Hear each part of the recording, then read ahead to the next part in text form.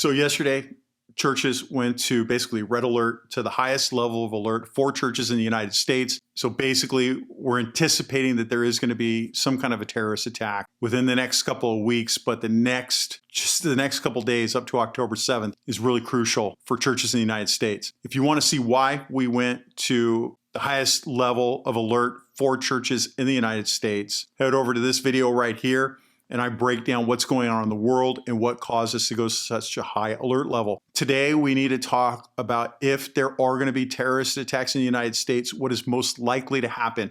What course of action are terrorists going to take to attack churches in the United States? Now, if we want to look at what they're going to do, all we have to do is look to Russia and Europe to see what ISIS is doing to attack churches over there. And we have to look at their own words. What are they saying that they are going to do in the United States? First up, the most obvious thing that terrorists are going to do in the United States to attack churches is going to be an active shooter incident. Now, this active shooter is going to be different than what you've seen in the United States before. Here, you're going to see multiple teams hit multiple locations at different churches all at the same time. They may even be dressed in first responder uniforms like police uniforms. In the past, there have been cells that have been disrupted in the United States where they were stealing police uniforms, getting ready to do an attack. And they're doing that in order to sow confusion amongst first responders and the victims themselves. Now, that doesn't mean you get to shoot it out with the police. Look, it's going to be fairly obvious in an incident like this. They are going for a high kill count and they're going to attack as many people as possible. But let's say that 10 teams hit one city in one location simultaneously. Police can barely respond to one active shooter incident, let alone 10. It's going to absorb resources. They will have a high count. Maybe, just maybe, one terrorist team will get eliminated by law enforcement or by citizens like you that are remembering their ABCs and always being caring. But the chances are they might get away. And then they're going to wait a day and go to another location and do it again and again and again until they can't do it anymore. This is what we are seeing in other countries right now. We should expect the same thing here. That is what active intelligence is telling us. Now, in many of your areas, you have gone into groups that share intelligence. In my area, we have a Signal group using the Signal app, which is secure messaging. I suggest you download it. And then everybody in our area, at least the security team members, security team leaders, are linked in. So if one group is attacked, we can get on and say, we got attacked. If a church gets attacked in your area, that is the time that you lock your church down. Yesterday, I told you that you should not be locking your church down because people need to come to Christ. The exception is that if in your town or in your county, not your state, but your county, a church is attacked, you want to momentarily and temporarily lock down your church. We're talking just for an hour to make sure your people are safeguarded. And you may want to think if you need to give resources to that other church, not everybody, but start thinking about what you're going to do to support them as well. After an hour or two goes by, if everything is fine and you've had nothing and you've been in communication with everybody, open your church back up and let people come to Christ because they are going to need to come to your church to find Christ and to find salvation. What you can do right now to prepare for those active shooter events, number one, and most importantly, until there's an actual event, keep your church open and welcoming so that newcomers can come and not feel put off by enhanced security measures. That just means you're going to have to work a lot harder at keeping evil people away. You're going to want to make sure you have a safety team. A lot of churches don't even have a safety team. There are certain denominations within America that refuse to allow to have safety teams in their church. I'm not here to tell you whether that is right or wrong. I am telling you as a security professional and as a law enforcement professional, you need a safety team, preferably armed, and you want to keep only the entrances open that you can cover. So if you have 7 doors, but you can only cover 3, then only 3 doors are open. If you can only cover 2, then only 2 are open. And if you're security and you're standing out front, I would position myself out front of the door outside. Greet people as they come in, welcome them, say hi, have a smile, look for the person that's uncomfortable. The way I like to put it to people, if you walked into a mosque, would you feel uncomfortable and would you stick out? Of course you would. They're going to stick out too, just like you would. You want to have great situational awareness. You want to pay attention to what's going on. and put yourself in a position that's advantageous. I like to put myself against a wall so that I can observe everybody and I don't have to worry about people sneaking up behind me. You want to make sure you have a good communication plan so that you can all communicate. So if something does happen, you can start lockdown procedures and keep other bad people from coming in and joining the fray. All right, next up that we're going to see possibly is active stabbing incidents. We're seeing this in Europe quite heavily. I don't expect to see this really big in the United States. I might see this with like a lone wolf actor that can't find a firearm.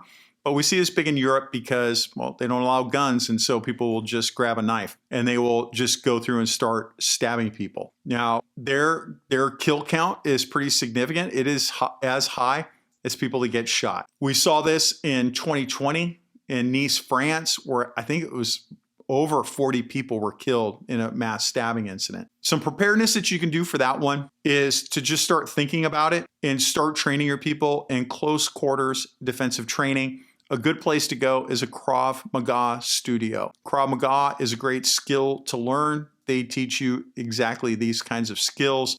There may be a point where you may not be able to shoot the attacker because other people are in the way. And so you just want to wrap your head around how you're going to defend yourself or how you're going to go on the offense and shoot that person without hitting other people. The big thing here is just to have vigilance at entrances and look for the people that look out of place. When I see a person that looks out of place, I approach him and say, hey, my name's Keith. I'm with the security team. It's nice to see you. I haven't seen you at the church before. Welcome. It's nice to see you. Can I point you in the right direction? If they can't answer your questions, then it's going to lead you down the path that they are probably not in the place they need to be. Or they could be like, yeah, everything going on in the world today, I grew up in the church and went away as an adult, and I'm just trying to figure out what to do. It's obvious they're coming back to Christ. Let's help them, right?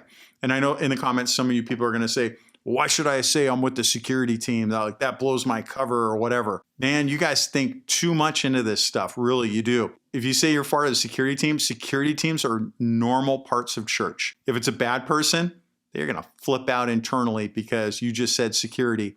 And they are going to either implement their plan right now, which is awesome.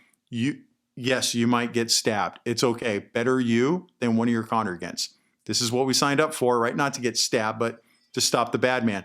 Now you know who your enemy is, and now you know where to go on the attack, right? God is on our side. I feel fully comfortable. God has saved me numerous times over my 30 years from being killed. I'm totally okay with what's going to happen next. All right, next up is vehicle ramming. Another method that terrorists are going to use to carry out some of these attacks is a vehicle ramming incident where they're just going to drive through your parking lot and try to run everybody over. Like sometimes people they congregate out front because they're talking to all their friends and having a great time. Pastor might be out there. They're literally just going to run over as many people as they can. I know I've been to some churches where I could literally drive an F-250 through the front doors and into the lobby and make a U-turn. There are things that you can do. Temporarily, you can park vehicles in front of the entrance so that somebody would have to ram your cars to get in through that front door. That is a really common tactic. Long term, you should think about bollards out front, like big, like they don't have to be big imposing things. I know a lot of pastors are worrying about that it's somehow going to decrease the welcoming of your church. You can have ones that look like gigantic rocks. And I've talked about this before on these video series. That would be a good way of keeping vehicles from getting inside the building. The people that are in the parking lot, all you've got to do is hide behind a car and you'll be okay, right? And just dodge it that way. But putting up vehicles at the front of your entrance, like in the red zone to keep somebody from parking there or from running people down, works really well. And it's something you might want to think about. The bigger the vehicle, the better off you are. That's not the place to put a little tiny Kia. That's time to go pick the guy with the big Dodge Ram and park that out front. Next up is IEDs, or improvised explosive devices. Now look, almost all incidents involving IEDs have involved an active shooter incident that has deployed IEDs while they've been doing the active shooting. We saw that in Columbine. We've seen that in Europe a number of times. And we have seen that in a number of active shooters where they had IEDs but didn't deploy them. It seems like they always forget because they just get all wound up shooting people. So here they're just going to use, at least in the United States, pipe bombs are the most common IED that you're going to see, where you've got to like cannon fuse and then throw it and then it detonates. I have also seen propane with triggering devices outside of the propane, and of course gasoline containers with some kind of ignition device, and it's more like kind of an arson bomb. So you want to have a heads up on that. There, you should just look for packages, and I think people right now are pretty well attuned that if you see a package that's unattended, that somebody's going to go take a look. Like if you see an unattended package, go ahead and open it up and see what's inside. If it's ticking, if it smells like fuel or some other thing, then yeah, back away from it and then call law enforcement. As an example, we had one in my church a couple of months ago, and we opened it up and there was an AR-15 inside. It was because somebody decided that it was a good idea to carry an AR-15 in a backpack to church. One of the many things that we get to experience here in Idaho. Not a good idea. I got a video. That's time for another topic, but you'll never know what you're going to find. So obviously IEDs are going to be the next one up. Here, the things you can do to prepare would be to have pre-planned evacuation and escape plans, that if there is an IED, that we have all these different alternate ways of getting out of your building so that they can escape a potential blast that might come up. Big one is surveillance and detection.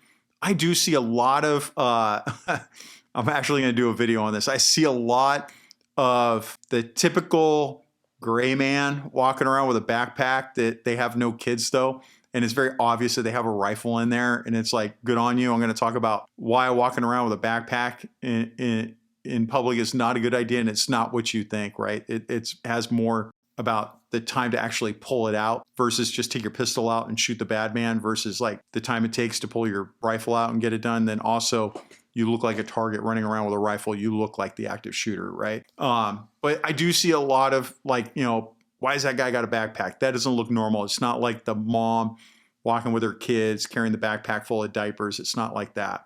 Just pay attention, right? Have good situational awareness.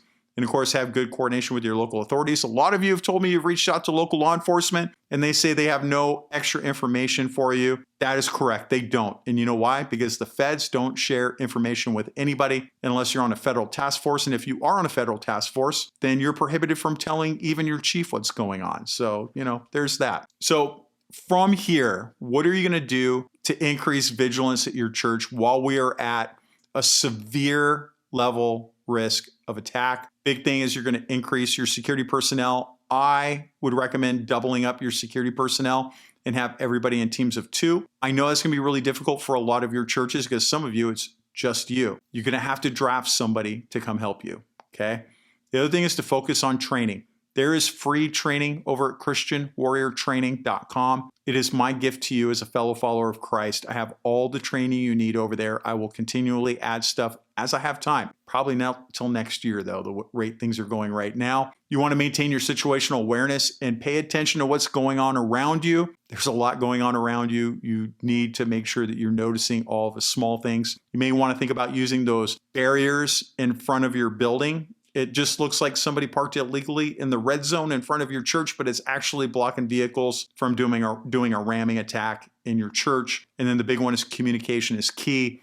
Communicate between each other, communicate with your pastor, make sure everybody's on radios so that you can all talk about what's going on. The next big thing here is spiritual vigilance, right? It above all remembering that our ultimate protection comes from our Lord and Savior. Psalm 46 verse 1 says, God is our refuge and our strength and ever-present help in trouble. So while we prepare ourselves with practical measures, our faith in God must remain at the center of all we do. Prayer for the safety of our churches, our ministries, our congregation is just as important as the security steps that we take. I do recommend that you always refer to Scripture as you move forward and implement any kind of a change within your church, and make sure you are living within the guidelines of the Bible. The other things you can do is to follow me here at Christian Warrior Training, not the YouTube channel. Go to christianwarriortraining.com and sign up for my email list. Everything goes out there first.